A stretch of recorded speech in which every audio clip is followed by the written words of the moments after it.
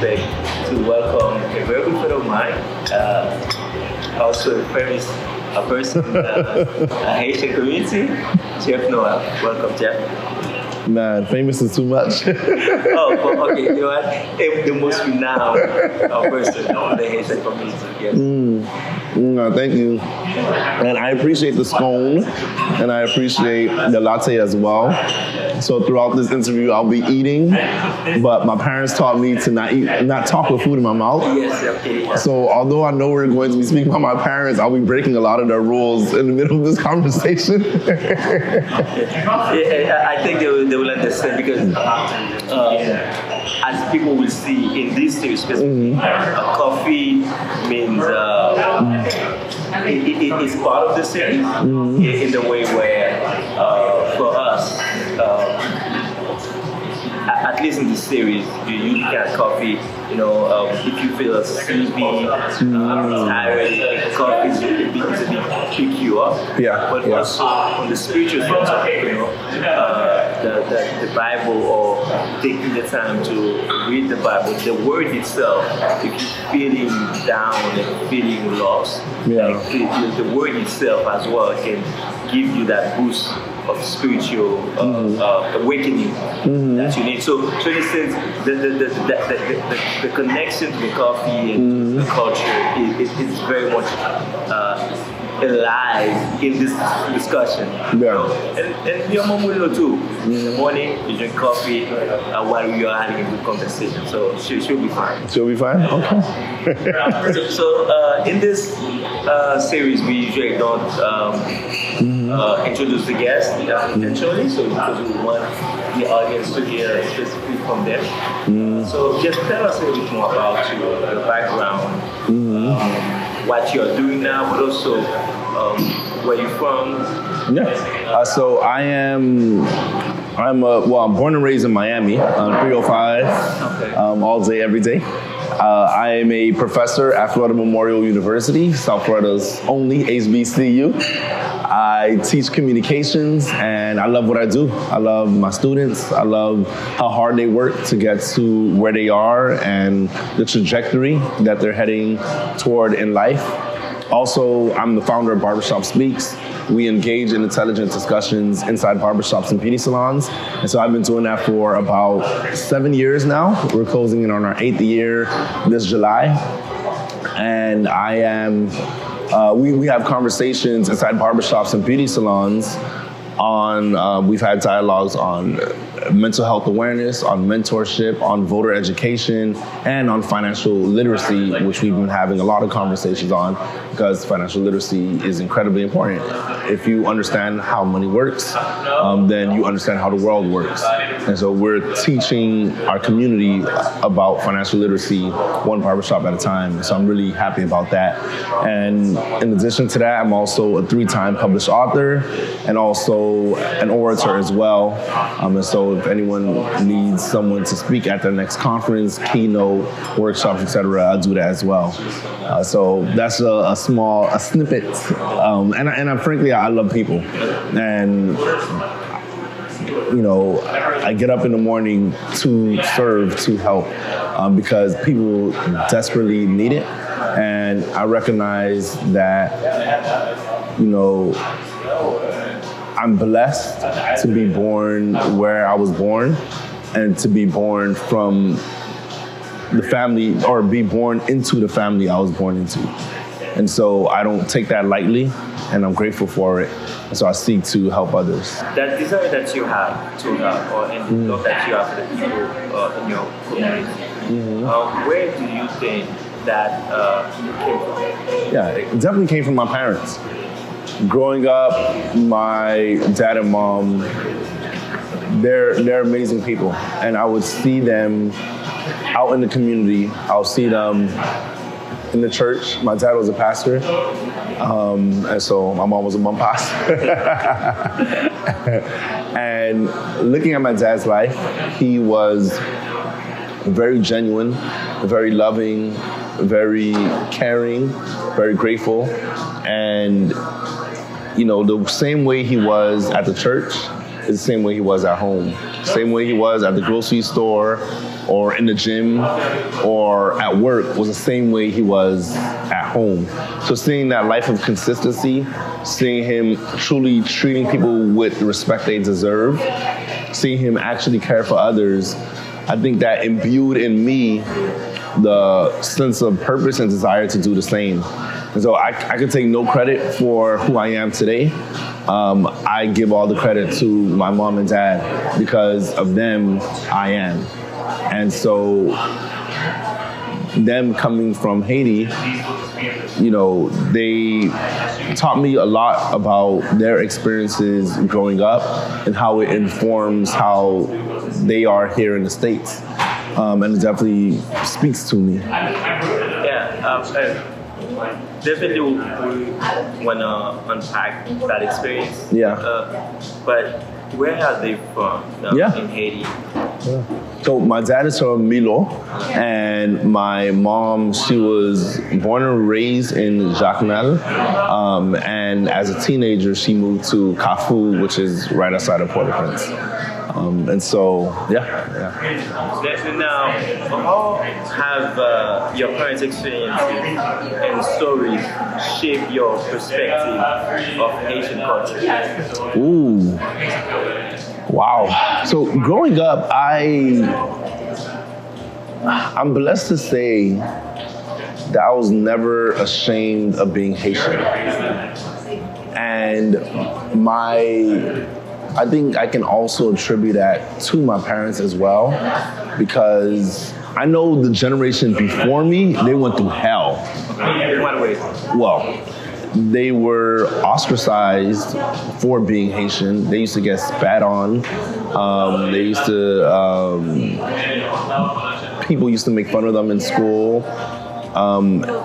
Not only by their white counterparts, but their black counterparts as well. They used to get beat up just for being Haitian alone. People used to tell the young Haitian kids that, oh, you eat cat, you eat dirt, you know, all these other things. And they were really, the generation prior to me was really traumatized by their peers. And my generation, we were on the tail end of it. We definitely didn't get the brunt of the assaults. I think by the time I started growing up, like I would see it and I would hear people get made fun of because they're Haitian. But I think I was a part of the generation where people started to become more proud of who they are, and people started to really take pride in, yeah, I'm a Haitian and I'm proud of it. Yes, I'm Haitian and I'm lucky that I'm Haitian.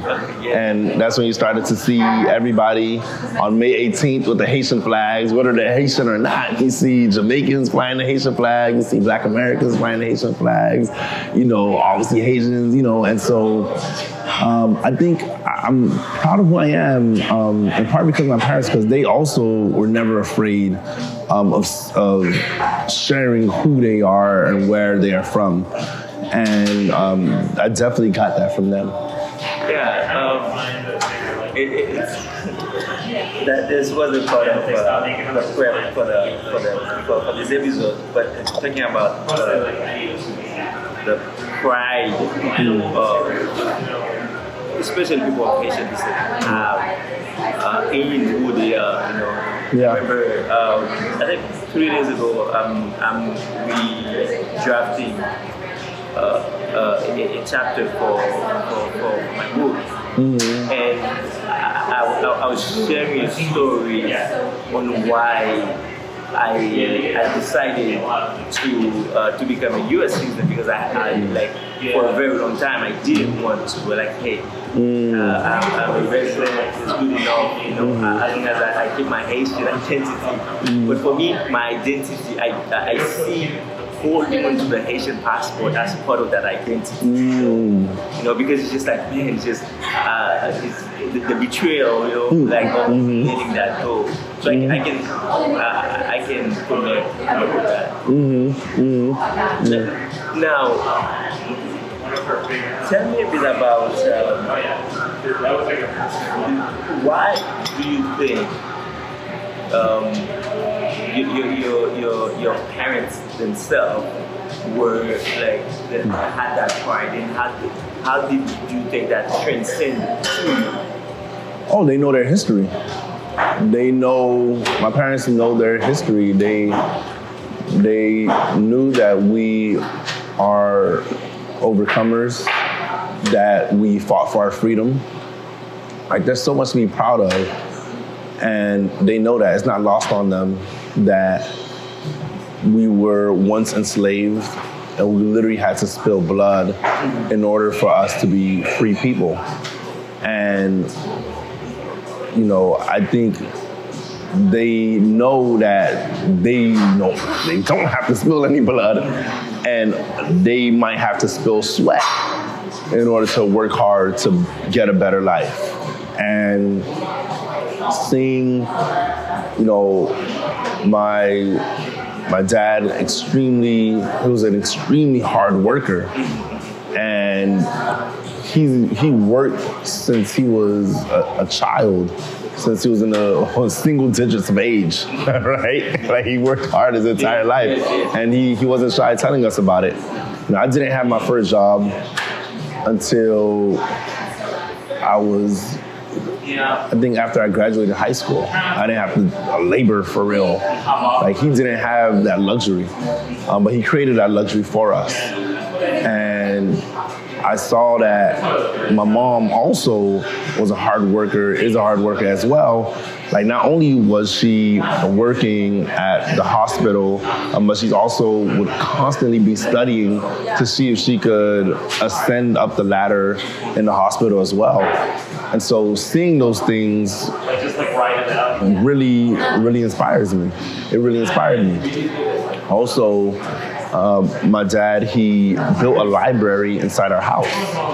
Like, that's not something I heard any parents do for their children or for their household. I'm sure some parents do, but a lot of my friends, they didn't have a father physically building a library inside the house so their kids could have a place to read. He purchased one of the I don't want to say one of the first computers, but at the time when not a lot of people had a computer inside their house, like, he saw it as necessary for us to have a computer so we could learn, because they were like, oh, if you know how to type, then you'll make money one day. So he was like, he's like, let me get a computer. Prior to the computer, he purchased this 26 piece encyclopedia set. And around that time, it was like, well, they tell me it was over $1,000. You know, but they invested in encyclopedia because, you know, obviously they didn't have Google back then, but, you know, if I'm using modern language, like, this is a Google if I'm using modern language. And if you read these, then you'll have a lot of knowledge at your fingertips, and it will give you the ability to excel in life. And the reason why they did all those things is because in Haiti, where they grew up, a lot of the opportunities they were putting in our lap, they did not have immediate access to while in Haiti. And so just seeing them make the pathway so smooth for me, it helps to motivate me to see, okay, how can I make the pathway smoother for future generations? Yeah, and then having you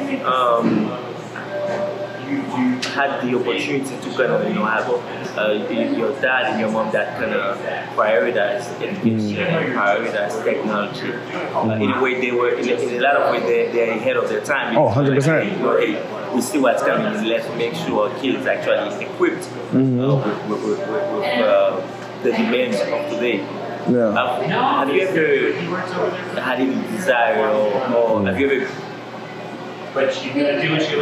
visited their hometown or Milot? Oh yeah. I honestly, I've been to a lot of countries, but my time in Haiti has been one of the best. I went to Haiti for the first time in 2016. Okay. And I'm trying to calculate the age in my head, but the math is not mathing. Oh, yes. Remember the hat? Remember you had to call me the hat? Yes. I remember. Yes. So it was a phenomenal experience. Like that was my very first time meeting family on my dad's side, because on my mom's side, a lot of her family came to the United States. A lot of them became citizens, but my dad is literally the only person in his nuclear family that came to the United States. And so going to Haiti for the first time, staying inside the house that he stayed in, seeing the conditions that he stayed in, it was heart-wrenching. Like, he was like, this is the floor that I slept on. This is our front door. I'm like, where's the door? You know, like just seeing. And then it was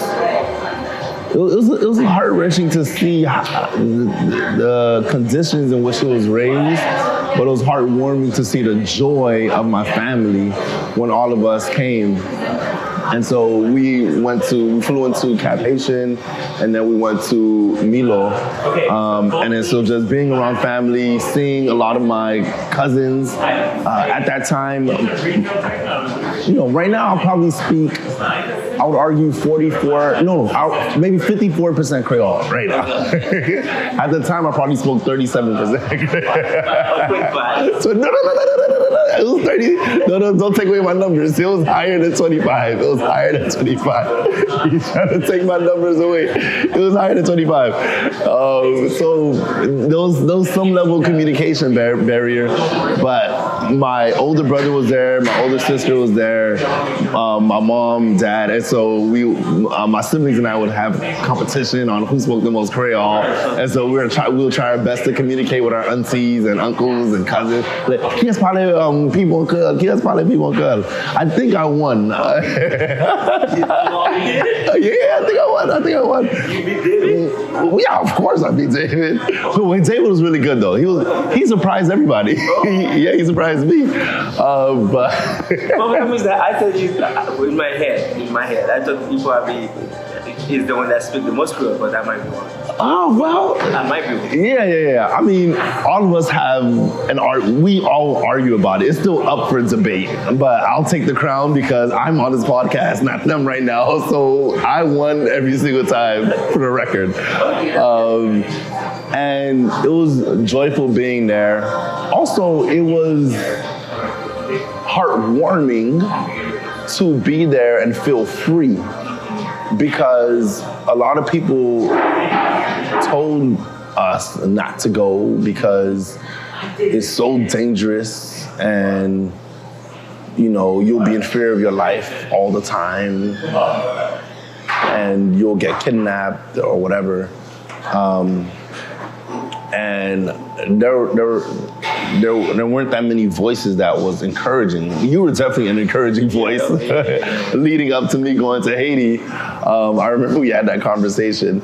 And being there and just walking on the streets. My dad wouldn't let me get on a moto, but I really wanted to go on a motorcycle. You know, and then the trip to the Citadel, that was my first time going. I heard so much about the history. And so seeing that for the first time, and then I saw Palace Sans Souci for the first time, and you know, also I think it was my first time on a horse, if I'm not mistaken, when we went up the mountain. Yeah. So it was like, it was a joyful experience, and everything that my parents would tell me growing up about Haiti, like I was able to see it for myself, and I'm glad I went. Two things. Fun fact. Okay. The very first episode of this podcast is right after when you came from Haiti. So if someone is listening and they go back the very, very first time, they will talk about your trip. Yeah. Now,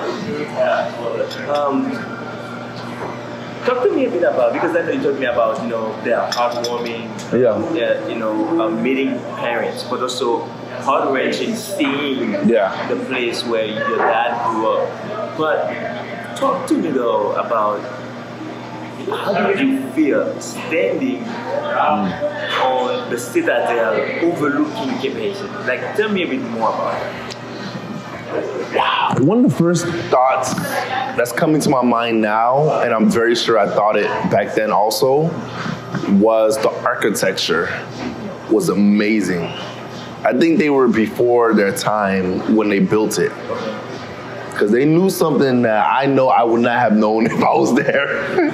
Like I always say, if I'm the last person on earth, there'll be no internet, there'll be no buildings. There'll be like, all the technology we see, there'll be none of it because I don't know how to build any of these things. But they were very ingenious in how they built the structure in order to defend themselves against the French from coming back. And I remember thinking about I remember thinking about the beauty of it, the design of it. I remember feeling proud about the preservation of it. The fact that they still have the cannons from back in the days, the cannonballs still there. The last time I was in Haiti a few months ago, I used the bathroom inside the citadel for the first time. Well, I know these bathrooms were upgraded a little since then. It was definitely upgraded since then. But, you know, it was just, like, they thought of everything, like the water system. And anyway, so I remember just thinking, there's so much to be proud of from what we built here. I don't know if it's one of the wonders of the world, but if it's not, it should be. I think it's more than us that say that. I think more people outside of Haiti also say it. Yeah. That it is considered as the 8th wonder. You know, you have 7 wonders. Yeah. It is considered as one of the 8. It should be. 8th wonder because. Man, I mean, the things that Haiti have done for the United States, and for the Caribbean is something that's not spoken about enough. Now, I'm not a historian, so I can't go into deep detail on all the things that we've done, but we are part of the reason why many of the Caribbean countries are liberated. And why they are sovereign nations is because of Haiti. And so standing at the citadel, standing on the citadel and being there was sort of that reminder of who we are and what we built. And it's like a symbol of our greatness and what we mean to the world.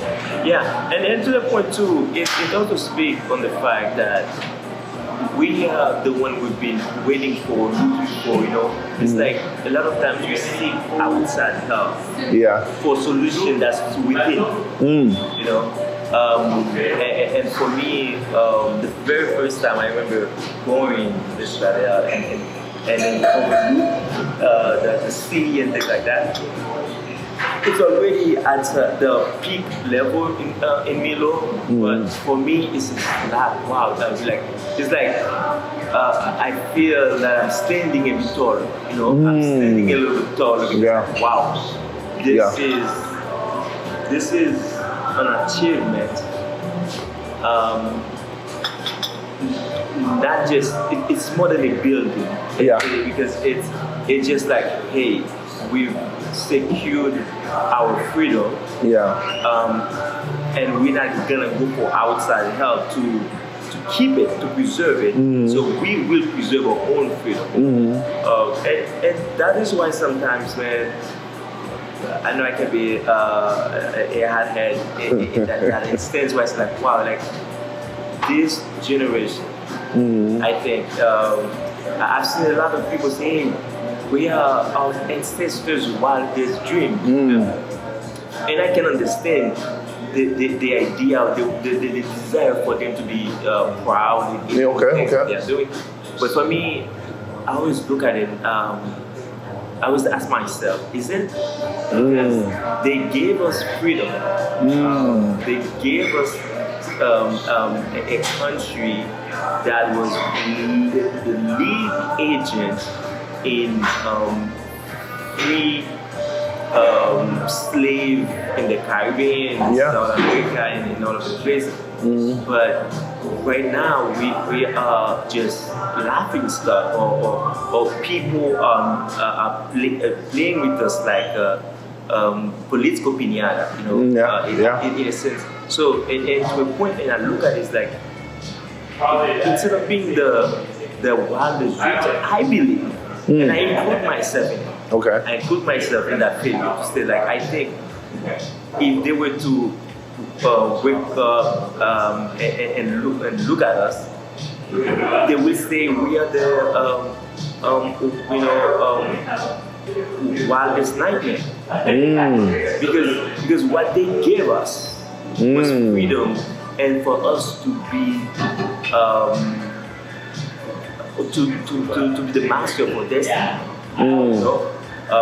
And then right now we are looking, especially right now, we are going to UN asking for help. We're asking for international help, and then they just are playing like ping-pong.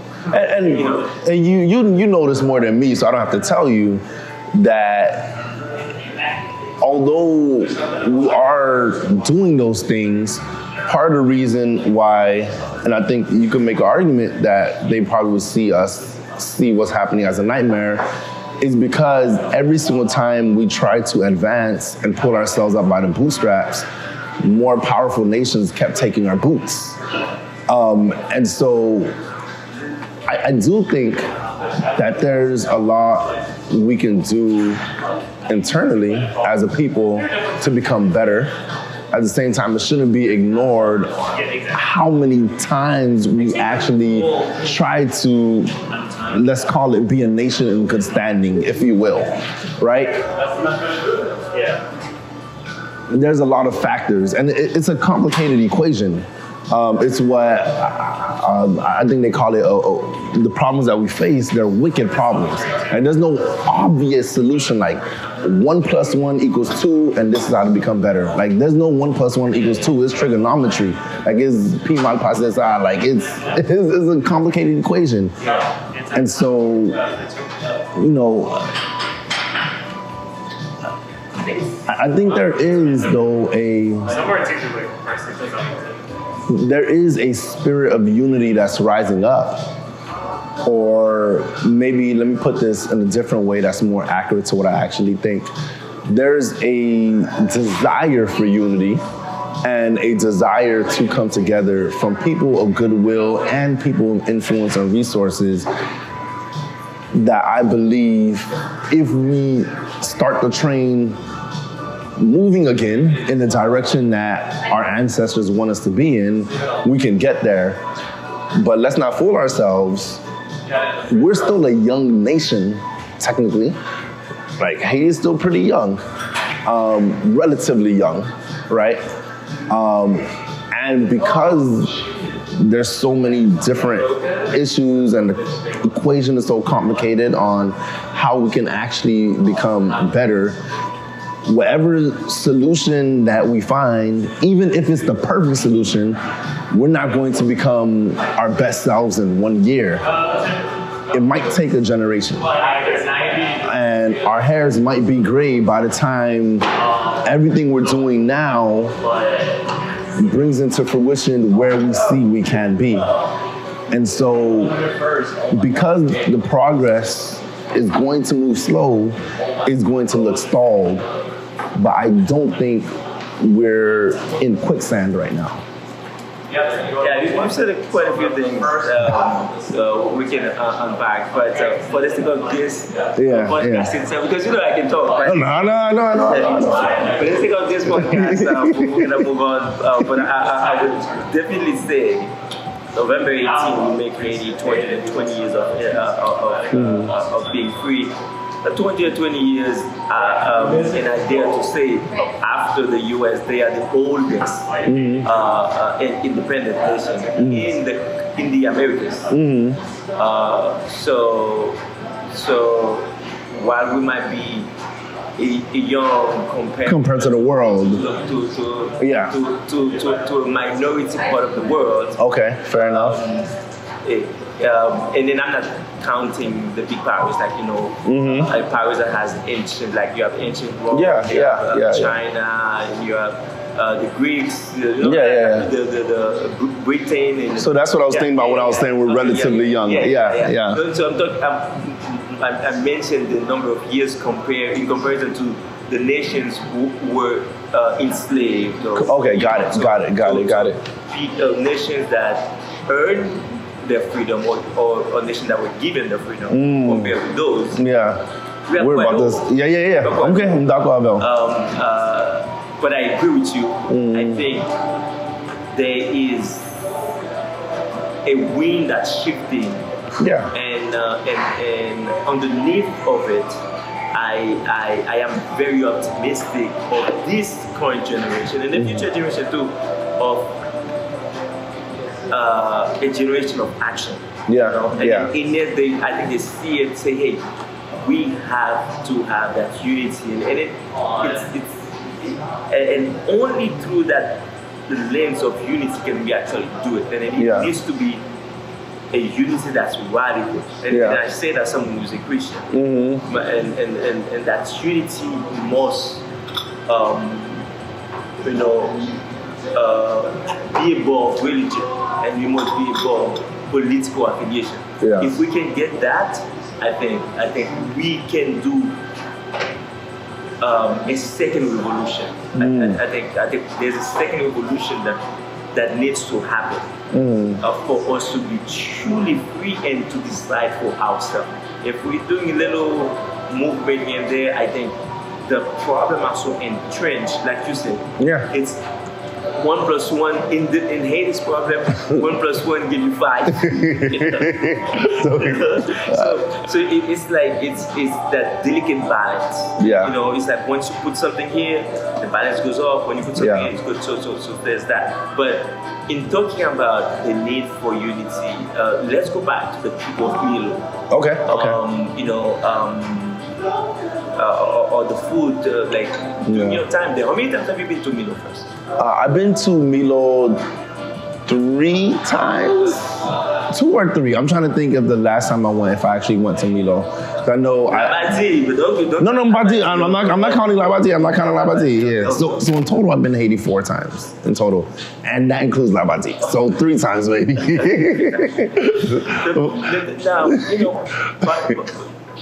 Part of the heritage, the culture, is the food. So tell me about what, do you remember the food? So the food, let me speak about the time I went earlier this year, March 2023. I think I had a much better food experience the second time I went, which was this time I'm talking about now, because I actually had a chance to visit different restaurants. So I went to La Caille. I don't know if you've been La Caille. I think so. I think when we went to the Sondaj fellowship. Then there's almost certain that you went to La Caille. It's almost certain you went, because that's like the place where a lot of people go. And so it blew my mind. I was like, this is authentic Haitian food, and this is Haitian food. I remember I kept saying, can we go to La Caille? Can we go back to La Caille? Can we go back to La Caille? And it was like, okay, there's other restaurants too. I'm like, but we're in La Caille, and that's where I want to eat. So I'm trying to remember what I got. Parce que when I manger poisson, when I manger papa, but specifically I manger poisson. So it was either I got turkey or I got chicken. Or no. I didn't get turkey or chicken. I think it was a lamb. I think it was that I kept eating, because I don't really eat that much here in the States. So that was really, really good. And then there was another restaurant that was by the water. It was like a beachfront restaurant. I think I got boulette. That was good. I'm not gonna lie to you though. I'm not gonna lie to you. There's some places here in the States that the boulette is much bigger. It's much bigger. I'm not gonna say it's much better, but definitely bigger. So when they came with the boulette, I said, oh, I was like, I usually get boulettes like this big, so, but I still enjoyed it. And then the first time we stayed in, the time I went earlier this year, we stayed at Satama. Satama is a beautiful hotel. Like, it stands shoulder to shoulder with almost any hotel here in the States. So I encourage anybody who's visiting to go to Satama when they stay. And the food there, the food was great. And then the drinks, my mom said, people went to Mesouclair. Yes, people went to Mesouclair. Because every second I was inside the pool with the drinks and they have the good time. Like, it was strong. Like, they made the drinks really good. So I said, okay, these people know how to get down. And then we'd have dinners inside the restaurant area in Satama.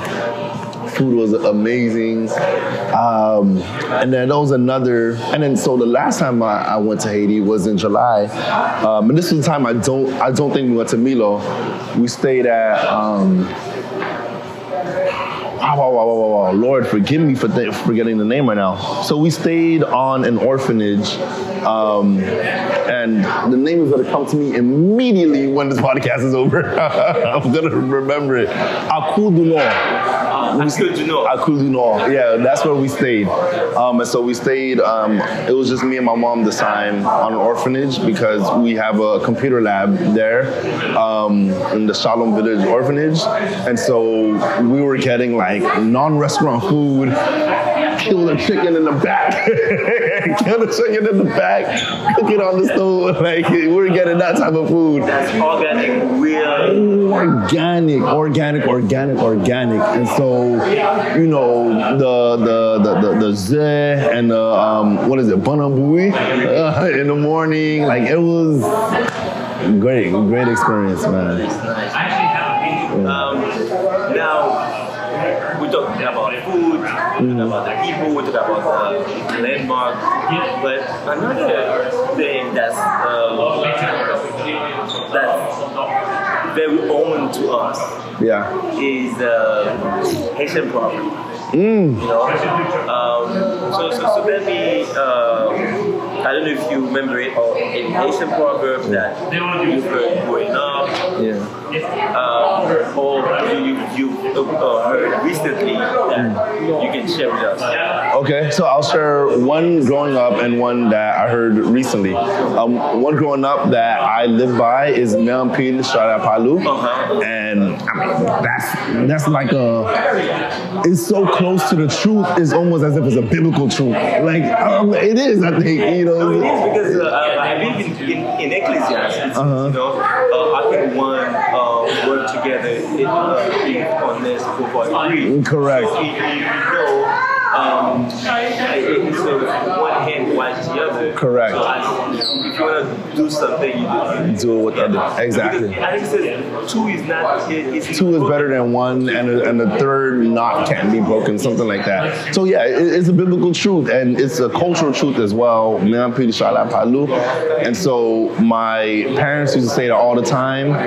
If one person if only one person is doing everything, it might take them all day. But if all 5 or 6 people in the house are doing one thing, we can finish all the work in an hour, right? And so I love that proverb because it speaks to where we are in life. We are individuals in a network, individuals in the system, individuals connected within the group. And if we go off on our own, then we sort of break that necessary societal bond in order to excel faster, right? But when you stay within the network and you help others and you allow others to help you, then all the work that you're doing becomes a lighter load, and you're able to go much further, much faster.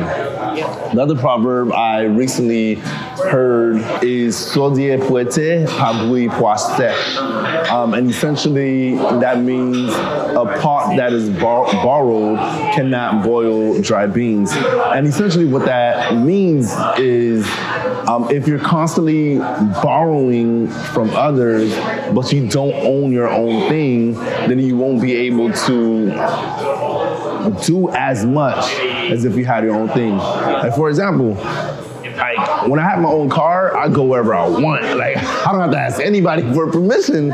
You know, I go where I need to go. I could pick up somebody without asking for permission. I could, you know, go to the store to buy what I need. I could do my laundry. I could go to work.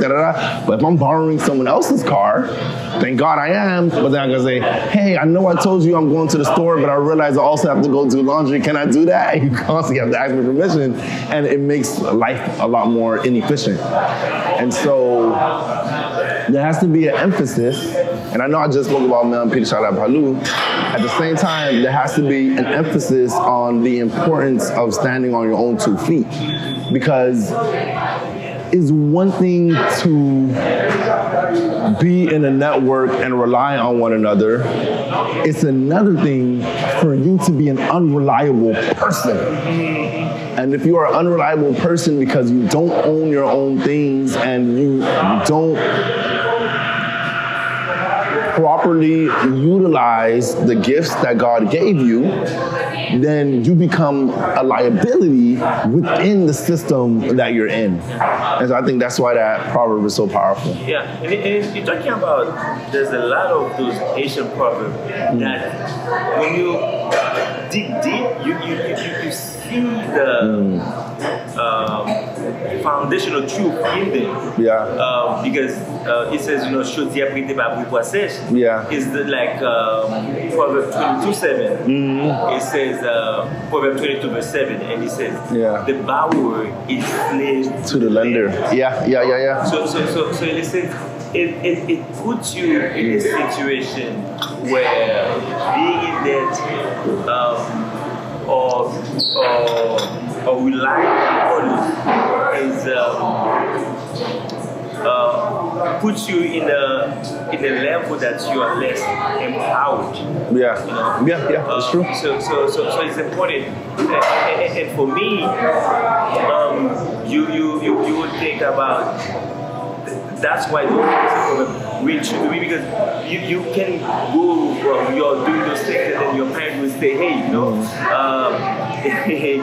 I told you to diapite about what was said. So they said, you know, I told you if you were working to have the things yourself, you wouldn't be in that situation where something borrowed, you're acting large with something borrowed. Because when the time comes it's due, you're gonna have to pay it. And usually they ask you for it at the most inconvenient time. Correct. You know? Correct. So that's why I'm telling you, when our parents just spit out those Haitian proverbs, and it's like it stings, like just things like you know, sometimes you don't want to say them, right? But you know, it's like and you know, my mom talks a lot, but you know, that's what she says too. You know? I'm gonna say another one. My dad used to say all the time. You just remind me of it. Bouche comme santé, but on gain sagesse, right? And so let me translate that. Old people's breath stink, but there's wisdom in their words. Because in the way, you know, and then what that means for me, what they say that is like, you know, what they say, it's it might lend it, like, you know, like you might not welcome it at the time. But they say it at the right time. At the right time. You know? Like there's truth to what they say. So it's that uncomfortable truth that you need to hear. You don't want to hear it, but you need to hear it. Exactly. Having had the chance to walk where your ancestors did, your parents walked. What aspect of city's culture or history would you recommend others to explore to get an authentic sense of Milot? Ooh, that's a good question. I would say visit the churches. That's, as far as I can tell, integral to the community in Milot. I had a chance to visit the church my dad would attended when he grew up. One of my dad's closest friends, Pastor Mako, had a chance to visit his church. He was very hospitable, and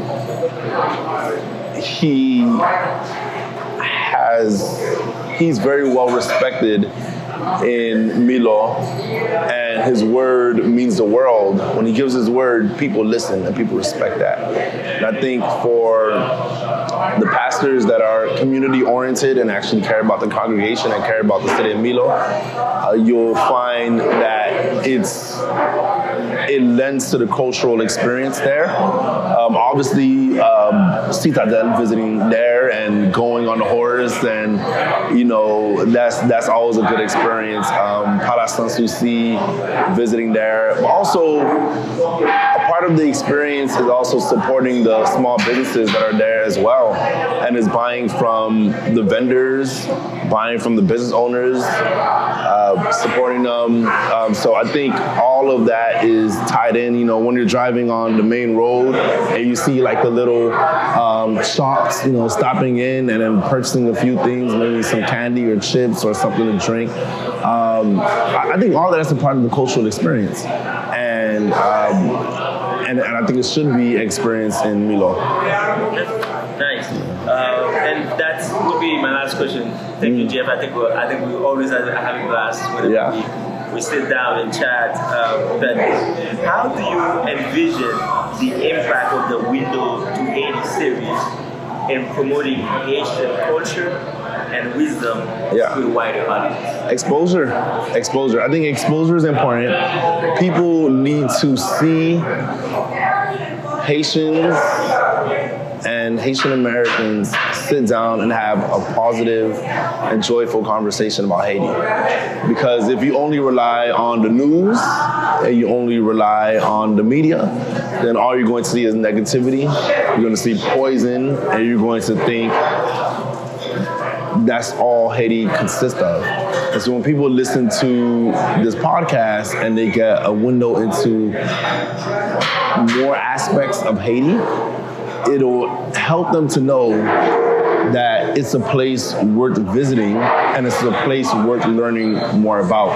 Because me, Jefferson Noel, there's nothing more important to me, apart from God and my family and all those things, there's nothing more important to me than my safety. And I would not be going there if I didn't feel safe. Like, I'm not going over there for clout. I'm not going over there just to take pictures and leave. Like, I'm actually spending time. I'm walking the streets. I'm meeting people. I'm hugging people. I'm loving people, meeting strangers. And for people to hear that I'm coming from someone that was born and raised here in the United States, and they hear someone like me that's willing to go back. Like, I want to go back this year, but realistically, I might go back early next year. And I want to keep going because there's so much richness there. I think it'll really help the broader community see that there's so much good and positivity in Haiti, and that they should go and experience it for themselves.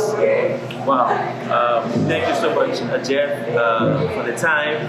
Thank you for all those great conversation about your visit in Milot and everything else. And thank you. And I would like to say this, though. You are probably the only person on this planet that can get me to have a long-form conversation that's recorded on my experiences, and I thank you for that, because frankly, I don't speak enough about it. And so I appreciate you recording this conversation and then putting it out there, because now this is a part of the historical record. And so I thank you for creating this series. Yeah, thank you for adding value to it. I think, And it's people like you sometimes who are hesitant to talk about it, but when they do, they have so much things to add to it. You're talking about what you learned from your parents, talking about your visit to Haiti, and talking about the Haitian proverb too, and how they connect to help you become who you are and things like that. And the whole for people to think of it, look at it as a place where they also can visit as well. So, I appreciate the time. Absolutely.